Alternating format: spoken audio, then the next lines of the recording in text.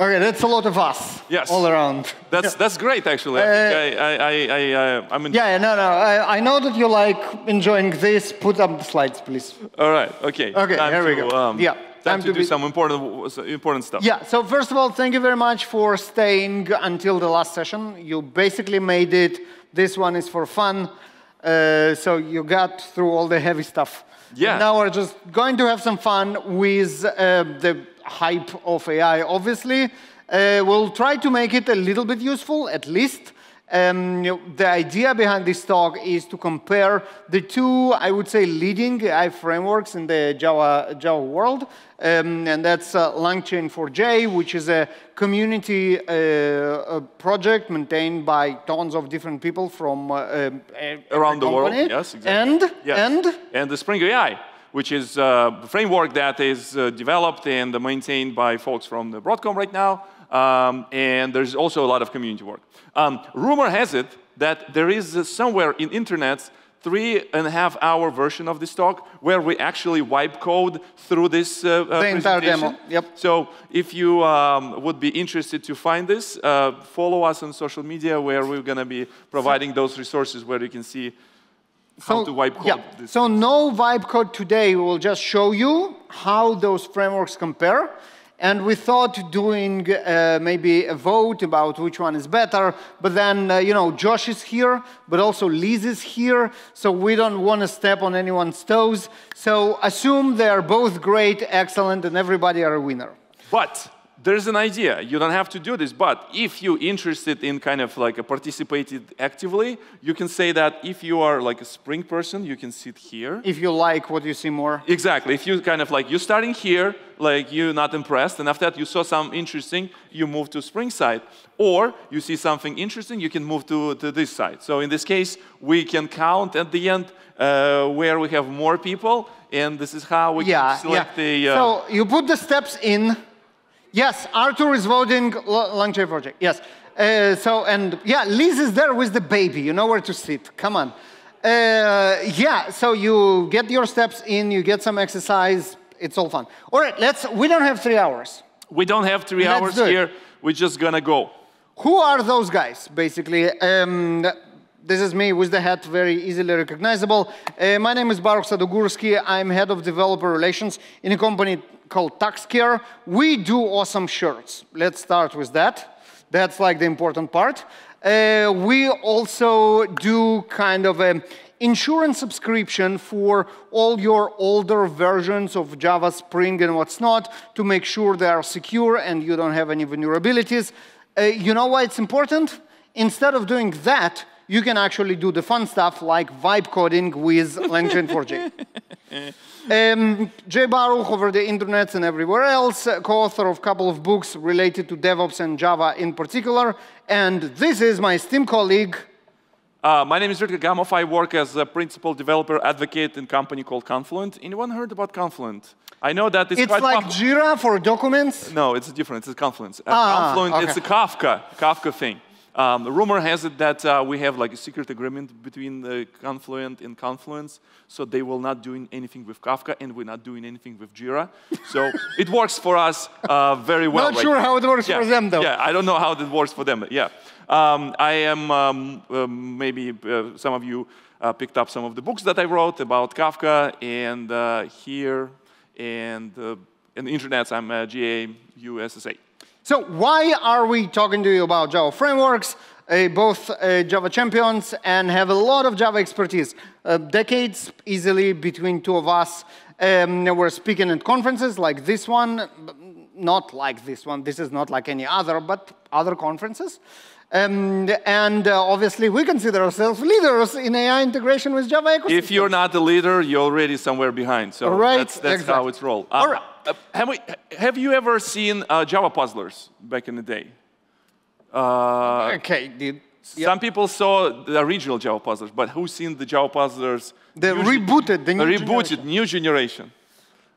Rumor has it there is videos on the internet. If you will go and look for Java puzzlers with me and Baruch, you can. They are mostly funny, but also a little bit educational. Yes. That's our style generally. All right. The most important slide of this presentation is show notes.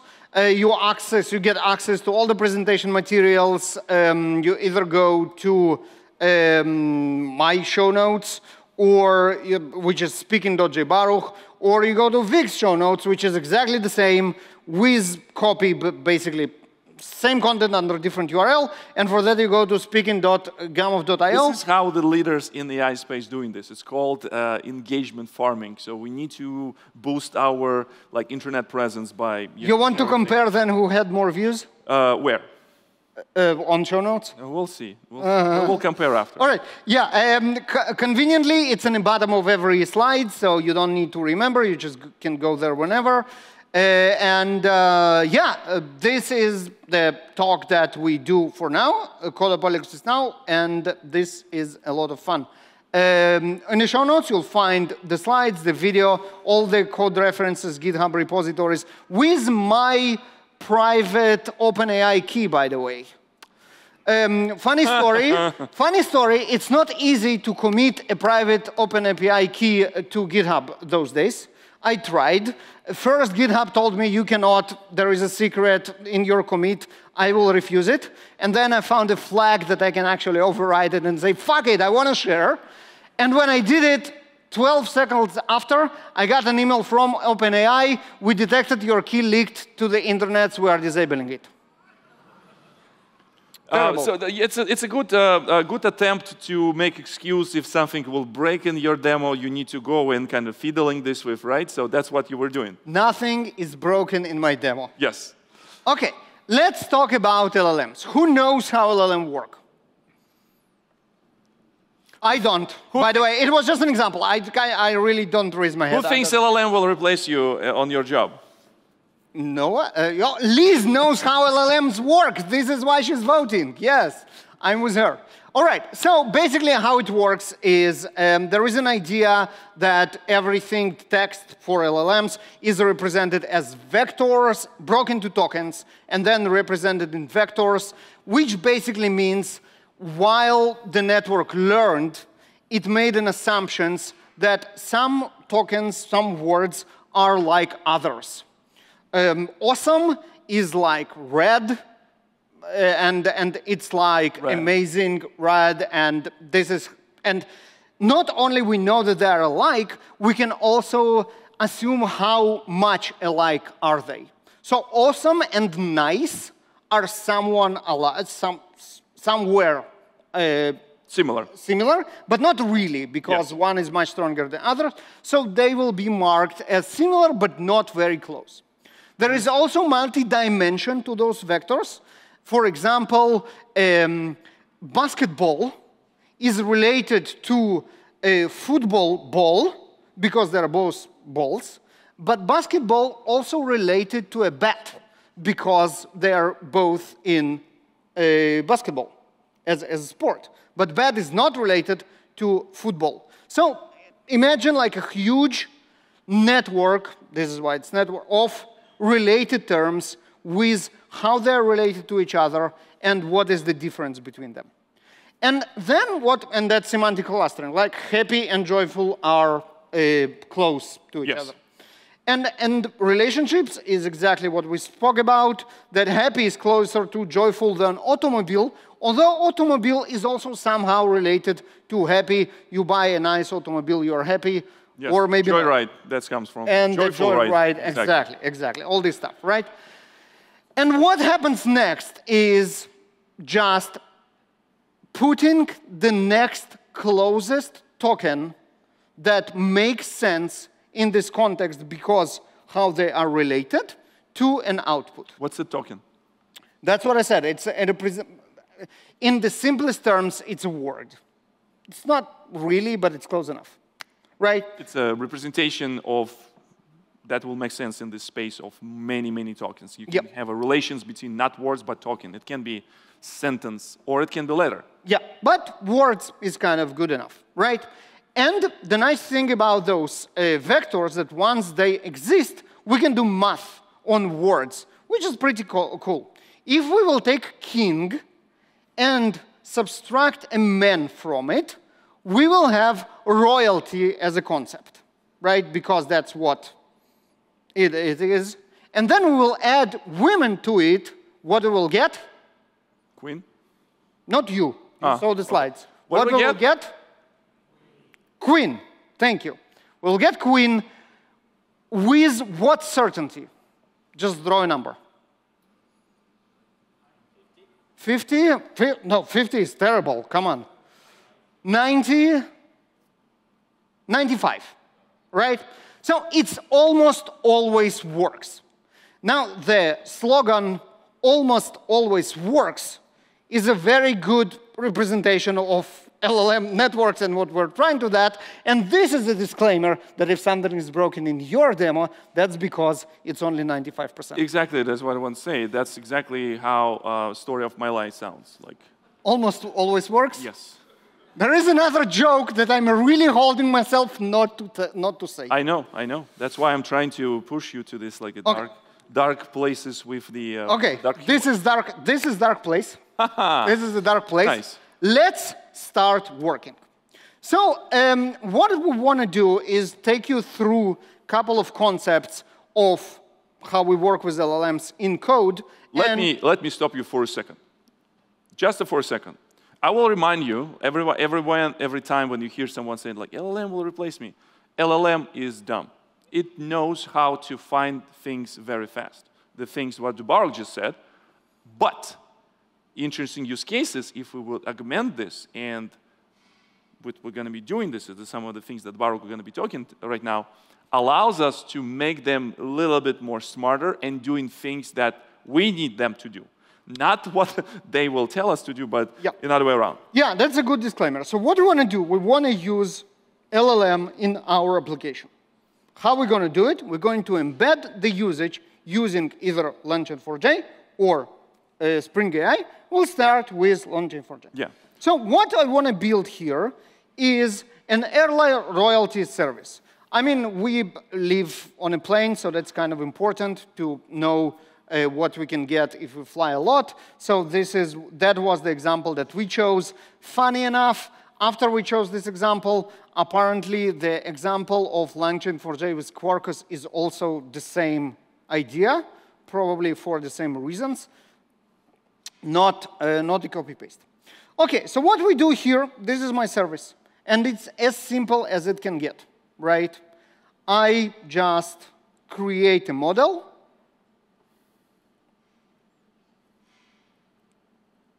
And here we go. And I will use OpenAPI. OpenAI, a builder. I provide an API key, the one that got blocked. And then I use some model. This is an ancient one, but who cares? But it's cheaper.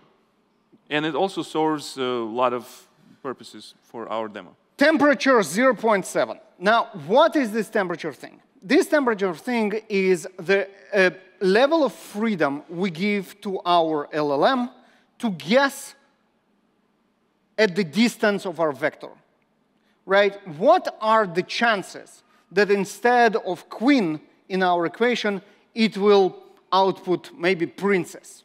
Or duchess. Or duchess. Since we... of course, in the Netherlands. Yes, or something like that. Now, why it cannot be very high or very low? If it is very low, then let's put it 0.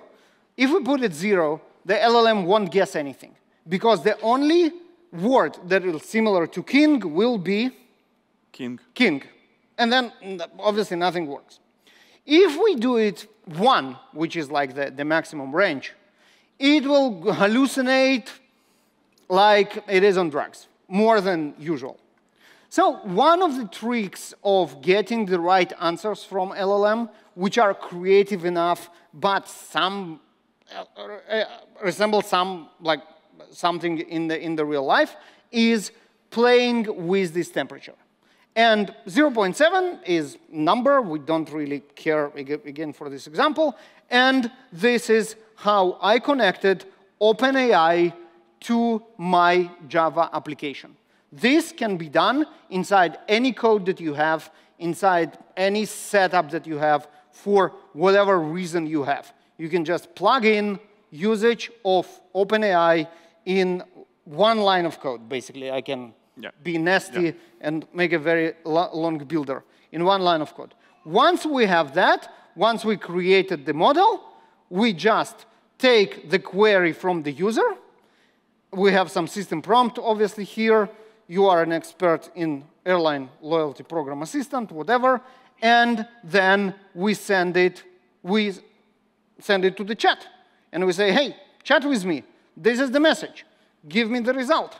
I get the result back, and I send the result. So the more I look at this code, the more I think that Dr. Venkat would be upset. He doesn't like to use like curly braces, and a lot of like you see, like you have a lot of curly braces. Like if you scroll down, this is nice. Like when you have a builder, this is nice, right? But the curly braces, you want to see some cool stuff. Wait a second. Let's see if it works. Don't you want to see if it works? Let's see if it works. It probably no, works but how you said this most of the time. 95%. 95%. Yeah. All right. Let's see. It actually looks like it might work. This is how it looks like. I didn't do the UI. I vibe coded the UI, but it's OK. All right, ask me everything about airline loyalty programs. How do I get status on Delta? It doesn't matter. Let's just see that it works. Maybe. Here we go. Right, we have some details, and this is very small, and you're not telling me. We get some answers about how to achieve elite status, blah, blah, blah. It works. Sounds good. One line of code. Well, 5 lines of code. Yes. So, that you don't like. Code that you don't like. I mean, like the best code that is code that you never write. And this is how you do with the language that all the kids love because we hate as a parents, and they will love this when they will grow up. It's a YAML. It's a Spring. This is nice. We just put this OpenAI configuration, put the key here, we select the model, and inside my code, inside my, say, my configuration that will connect to OpenAI, I'm specifying prompt here, and inside my controller that I will be exposing through UI, I'm just sending this message to process message, things like that. And this is my version. We developed those applications not looking to each other. We just decided we will have some common concepts that we're going to be exposing today, and Baruch will talk about this in a few seconds. So that's why UI would be cooler. But look at this. Like my UI, I think, would be even cooler because look at this. Plane is actually flying. Whee! Anyway, so say I am Sarah. What's my luggage allowance? See, thinking. It's the beauty of wipe coding. So it gives me some generic information based on the information that the model knew during the time when the model was trained. There was like some models, they have this cutoff date, so they don't know much about the current state of the world. They know something that happened before some time of the year. But also, interesting thing is like, if I would ask this conversation... Wait, don't. First of all, now we saw your code, we saw my code, and people go like, your code is all... And everyone is going over there immediately because I use YAML. And then I say, stop it. Don't move. Don't move. Because he cheated. He not only used a library for LLM, which is Spring AI, he used it integrated into this amazing framework called Spring Boot. Exactly. That does... That's what I'm going to be doing all days. That does dependency injection, annotation processing, declarative code, and all this beauty. Profiles. But if I take the lone and verbose framework, which is LangChain4j, and put it in a context of a framework as powerful as Spring Boot, called Quarkus, suddenly I get all those goodies that he has from Spring in LangChain4j as well. Look at that. Yes. Look at that. Yes. How about this code? Annotations. We love the annotation. Who loves annotations? Annotations is any day better than YAML. 100%. Annotations is great. Right. So look at that. Now, system message is an annotation. Register AI service, that's our dependency injection. And then all I need to do is say, user message is a question that comes from like some UI. Yeah. And this is all. Yes. How about that for Venkat? This is actually pretty cool. Even though like I didn't use this multi-line, but I appreciate how you use multi-line strings in the modern Java features. It's all intelligent. I use this only for SQL. Like every time when I need to like write this. But it's perfect for prompt. Exactly. It's perfect. One of the things that we wanted to say, but we didn't say about this, you usually not programming in the raw framework. So that's why everything that would be working or not working will be in the context Spring AI plus Spring Boot and LangChain4j plus Quarkus. Exactly. And this is actually a good thing. It's not a bad thing because there's some other things how these frameworks and libraries can benefit from. Okay, you wanted to say something about Sarah. Yes. So the another point that I tried to make when I was talking about LLMs, and I always say like they dumb, because I would expect that it will pick up, just because in the very beginning I introduced myself. I said, yes. Sarah, like, do you know who? Oh, that's better. How about this? Say my name. Name. Definitely. So, and the response was kind of like, okay, so... I have no idea what we're talking about. If you would like to provide your name, I can address you more personally. You want to try it? Okay.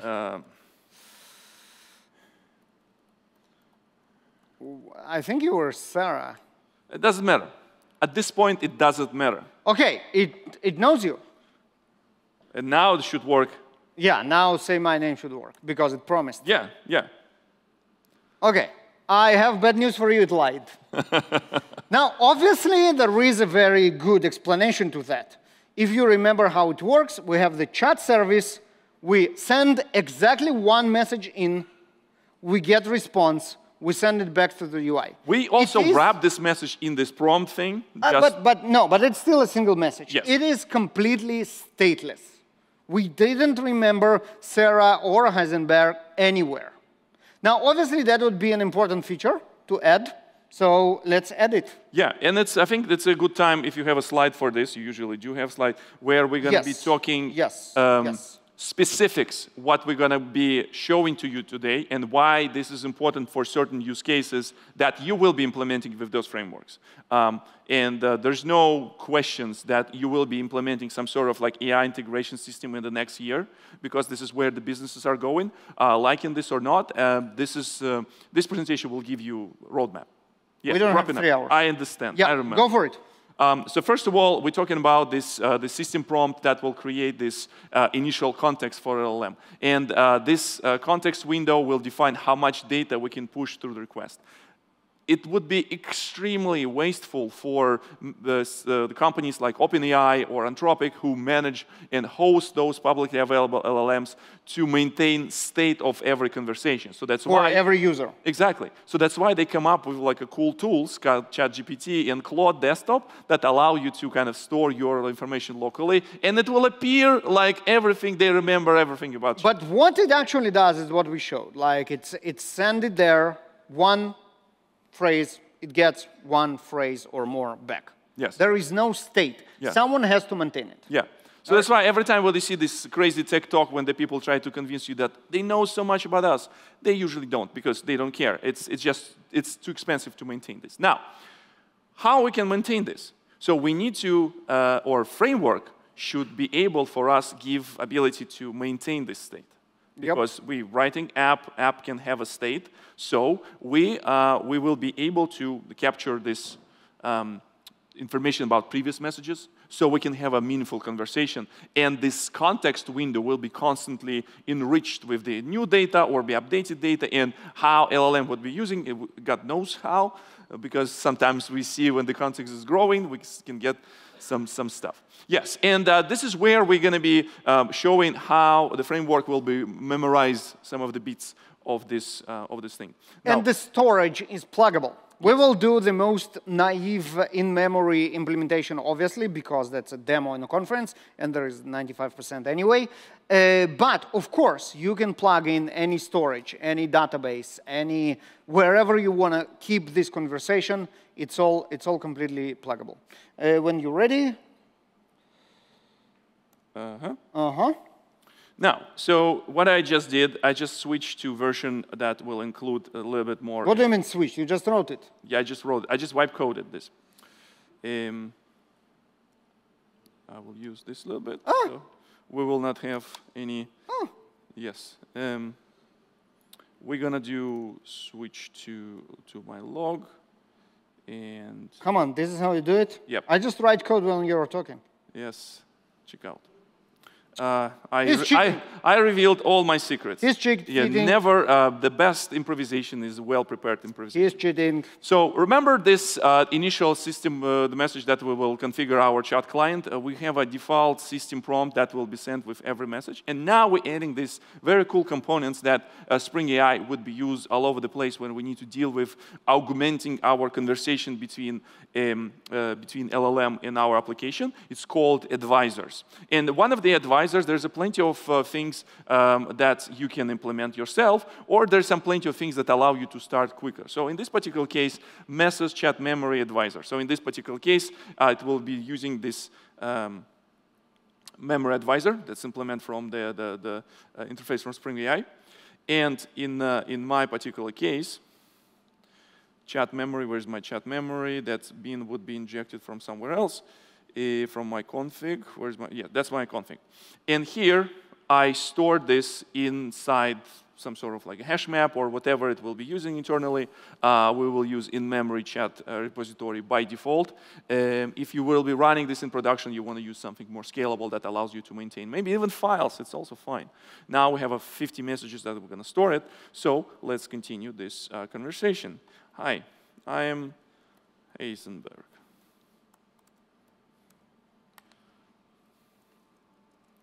Hey, I can assist you. Okay, say my name. Oh, what's happening? Hello. Spring. My name is. Maybe it doesn't know. Now I can say my name. Yeah, no, you're just not very good at that. Yes. Just admit it. It's fine. Happens to the best of us. Let's see. Let me refresh it. Let's run. Yeah. And let me know when you give up. Yep. The cache invalidation is the.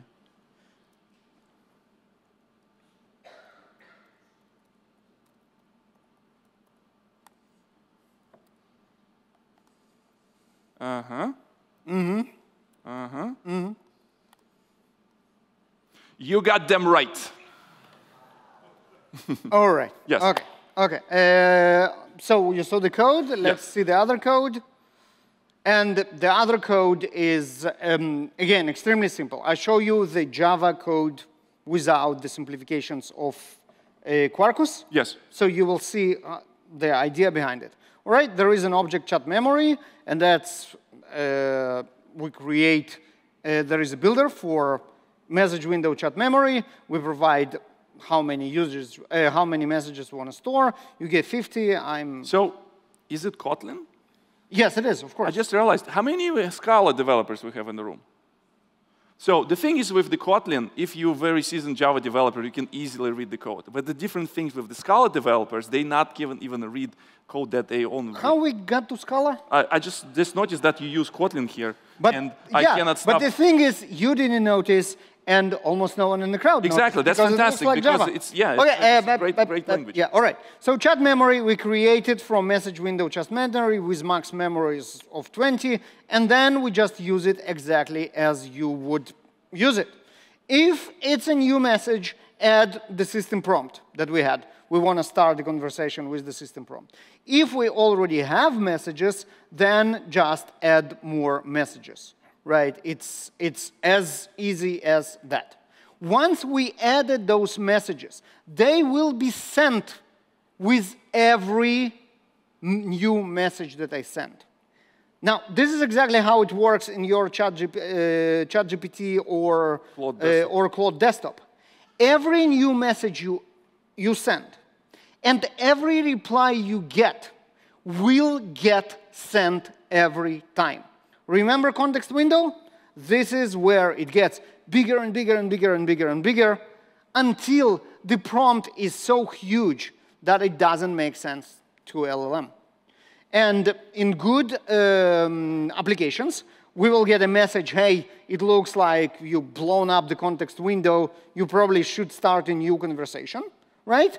And in those that are not very good, it will just return some kind of bullshit. So this is why we limit the messages.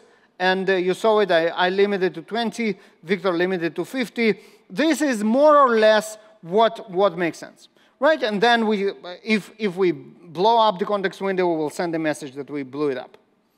And basically... Just a quick one here, like very much the same style of API, but again, it's a builder. We have a system prompt, and we have ability to have different conversations based on certain like user ID and things like that, or new session of the browser will have its own memory. Exactly, right. OK, and just to double check that it works, because obviously, hi, my name is Bob. Bob. Bob. Bob. Yeah, hello, Bob. And then we can ask, what's my name? And it will tell me that my name is Bob. And can we please get to the business already, basically? Yes. Right? OK. All right. So that was conversational memory. Pretty cool. Now, it's not very interesting, right, to remember someone else's name. We want to build enterprise applications. I'll do RAG, you write code. OK. OK. So retrieval-augmented generation is the ability to add to our prompt stuff that the model doesn't know. What the model knows is what it learned during the learning period. By the time this model is released, it starts to lose relevance. Today, it will tell you, hey, my cutoff date is whatever, December 2024. I don't know anything past that. So what do? We get the information that we wanted to know and send it with our prompt. So we can ask, what is the latest version of Spring or LangChain4j? And it will tell you the latest version is 1.0 beta 1. Now, this is an outdated information. The LangChain4j already been released. It's now in version 1.01, so it's outdated. How can we make the LLM know what's the newer version? We can, for example, point to a website where the information about the releases is. Our framework is going to download the information from the website, including what I'm looking for, the latest version. We'll send it with my question, what is the latest version, to LLM. LLM will say, well, the answer is right there, and will return the correct answer back to us. This is exactly how it works. Very stupid if you ask me, but that's it. User query, system receives the question, what is the latest version of LangChain4j. Vector search, it will search in the information we provided with the prompt, which is the content of the website for LangChain4j. And then it will retrieve what it already knows from the model, plus what it learned from what we just gave it, do some kind of conflict resolution, and retrieve and get us the response, which will be the right response. Yeah, so the vector search is not really nothing to do with like AI, Gen AI. It's just approach how you can find similar items in the space of unstructured data, for example, instead of doing kind of search by every symbol. Yeah, we already explained that. Yeah. This is exactly the same thing. What we're going to do with the content of LangChain4j website, we are going to build tokens out of it, calculate nearby vectors similarity, and then send this part with our prompt to the network. The network will search in its own, plus what we gave it, and will return us a reply, which is a combination of both or conflict resolution of both. Yes. You ready to go? Yes. Go for it. So for my particular case, I decided to update my information for my loyalty program from the websites of airlines. So I have a fresh information. And I want to make sure that this LLM will not going to hallucinate on some outdated data. So if I would say something like, something like this, like a very specific question. So what's the amount of PQPs and the PQFs needed to achieve each tier in Premier Stats in 2025? I'm pretty sure the model was not trained in 2025, or like the data set was cut off before that. So let's see if this will be able to solve it. And now it actually gives me exact, precise information because I created a local database that will include my local vector database. Spring AI supports majority of existing implementation of vector databases. If you go to start.spring.ai, you can find multiple different modules and starters for different databases. In my particular case, just use simple implementation in memory implementation. And also, I vibe coded this quick search, the way how will actual vector search will do the thing. So I can go say here and put the same query here, and it will find a bunch of documents that include this information. So those chunks would be extracted from the vector database, and like Baruch says, will be sent together with my request. So in this particular case, I'm enhancing my system config, and together with this, I also need to, where's my controller? Yes, this controller. So now it's also included assistant service, and it also will include inside where's my process message, where I'm extracting this from my knowledge base service. My knowledge base service is just a in-memory implementation of this, and the files that are stored inside this were scrapped from airline's website. I could do this also online, but it will require some sophisticated kind of like ways how I can pretend that I'm a real user, not a web scraper and things like that, because airlines are pretty, touchy about those things. So essentially, what we have here now, we have, hey, I am Sarah, and what's the? Let's see if I have this already somewhere. Yeah, I'm Sarah. What's my luggage allowance? It will give some generic information, but this generic information is up-to-date information. You want to show something? Yep, I want to show pretty much the same. Yep.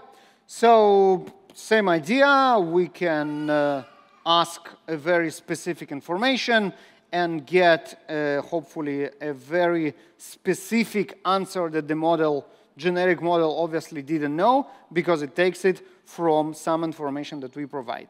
How do we do that? We use, again, a built-in feature, two built-in features for LangChain4j. The first is the ability to parse content to tokens. Any type of content. It could be string that we give here. It could be, we can load files, PDF files, Markdown files, whatever. Or LangChain4j can go to a URL for us, get the information from this website, and then parse it to tokens. Right? So exactly the same resources. This is where the information comes from. Obviously, we get banned from accessing United directly. We have a fallback, which is string of the same content, so you will believe that it works. And then what we do is we just say, URL document loader, load. The information is loaded as tokens. And then information is just loaded. And then when we say split, will split the content to tokens. And then ingress will actually ingress those tokens into a vector database. Now, which vector database? Whichever you like. LangChain4j connects to all of them, and we use in-memory vector database because stupid demo. I want to point out one thing very quickly. You can find the list of this in documentations. The easiest way to find it is spring.start.ai. I wanted to also point out one interesting use case very quickly, and we can jump to another case because we have running some time. So now, remember, we want to have like some sort of like a little bit personal approach. So that's why we're introducing ourselves. And I don't want to type every time that I'm, kind of like a 1K big shot. I want to do something. We have more important stuff to show. Yeah, just one quickly. And now it's supposed to be saying, hey, Do you recognize me? What's my status? Let's see if it will pick up. Nope, I don't have any personal information access. So in this case, I can implement another advisor that will augment this with data that stores not in vector database, but in the real database. So in this case, information about the users will be stored inside this table, and that's kind of some of the data that we're going to be used next. All right. Okay. We need to move on. Next thing that I want to show you is unrelated to Spring AI or LangChain4j, but it's very related to both of them and generally any AI development. And that's the Docker model runner. Since very recently, like a month ago, Docker released a feature that allows to store and run models locally with the same ease as they were Docker images. They use the OCI format, so you can store them in your local Docker registry, or you can pull them from Docker Hub. And it has exactly the same content, the same concepts. You can pull a model, you can list the models, you can run a model, you can delete a model. Everything that you know about Docker suddenly applies to local models, which is pretty cool. Now, one of the coolest things here is that Docker Desktop uses GPU on Mac, on your development machine, for running those models, which is very unusual for Mac architectures and also very cool. Now, you can do stuff like just run it and say, hi, I am Bob. It obviously won't, there is no memory connected, so it won't remember. But you can run this model for debug purposes, which is pretty cool. Now, as long as my engine is running, I can set up here in the settings that all my models will be, where is it? Where is it? Not here. Not in Docker Engine, maybe in Advanced. Where was it? Sorry. Which one? You need to enable this inside experimental features. It is. That's what I'm looking for. Enable Docker AI. Here. Yeah. Thank you. Yeah, this. Right. As long as my Docker desktop is running, all the local models are exposed to the host side, to my computer, through a simple HTTP. It means that I can do anything with them, including, obviously, connecting to them in my application. How you configure in your application? Let's move on. Let's quicker. I need to type it. You ready? Okay. Yes, Switch and go for it. I'm going to type it. So, and I already done. Like my application now runs against my local local model that would be Olama. I'm using slightly different approach. Baruch uses this model runner from Docker. I use the native application called Olama that runs this model locally, so I can do something like run Olama, and I also can type things here. You can type things? Yeah, like hello, Jesus. My name is Bob. And now my application actually works against, let me refresh it. Now it uses Olama, it uses Mistral, and saying, hi, I'm Sarah. Let's do this, allowance. Same thing. Now, in this case, it uses local data for RAG, it uses local data from database, and it also uses local model to converse with. The answer would be a little bit either slower or it would be a little bit dumber. 100% it would be dumber. But you see, it knows a few things. But not really. Not really. Yeah. I'm ready. OK, here we go. Kudos to Liz. This is copy-paste from her blog post about how to connect LangChain4j to a local model that runs in Docker Desktop. Basically, this is one line of code, right? It's a builder. API key is not needed. That's my local model. Localhost, that's the port that you saw in Docker Desktop. And then I connect to the Llama CPP that runs inside. And the model name that I'm using is AI Mistral, which is, again, the model name from Docker Hub. That's exactly how I downloaded it. That's it. Now, obviously, this is Java code. You can do whatever you like. You can have multiple builders for different models. You can load more than one model at a time and ask questions of different models because some models are better than others for different things. Yes. And then you can combine the context in your application and send the reply that you got from one model to completely another model and get a bunch of interesting and exciting stuff. This is very cool. Just quickly. Sometimes when we're talking about the things, it's not about what answer they can get, but we also want to force them to do something. Yes. For that, both frameworks, they have support for the concept of tools. So in this particular case, I will show you how it's done in Spring AI. I swapped back to my ChatGPT because it's faster. And I say, can you put calendar, because it's a chat bot that helps me to manage my travel, calendar invite in my calendar. And after that, it will recognize that the request for this particular case sounds like a request for doing something that model doesn't know, but it will return response to the actual client. So the actual client pick up the tool, and I can say that I'll just copy here as is, see if it will works. Let's do this, and it's just like we don't have time. Yes, and just do this inside my console. I'll see the tool was called for this. I supposed to be, once you provide the details, I can add event to calendar. So it was not added, it wasn't able to recognize the input. Yeah, no, but I got the idea. The idea is that sometimes in your code, you want LLM to defer to a tool. Yes. Right? And this tool can send email, send SMS, right? And this tool can be something that is written in your code, because remember, you are Java code, you just write the code. Yes. Or you can use a reusable chunks of programs dedicated to cross-LLM configuration called Model Context Protocol.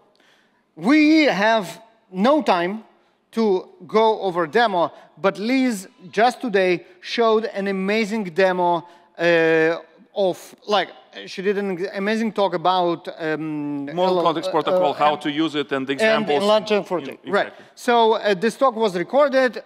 Don't forget to watch it. And in our show notes, we will reference to it once it is published. What is Model Context Protocol? Model Context Protocol is the way how you can tell LLM, standard way to tell LLM how to integrate with external tools. Yes. So this server will expose a little bit information about itself, like saying, hey, I have a collection of the things I can do for you. And there's a special magic words that the model can return to client application, the like MCP server client. Yep. So for example, we're saying there's a GitHub, the Model Context Protocol server can create a pull request. So when you have this information in your prompt, saying people are leaving. We're losing them. People are leaving and we're losing them. All right. Okay. Everybody watch Liz talk. We're out of time.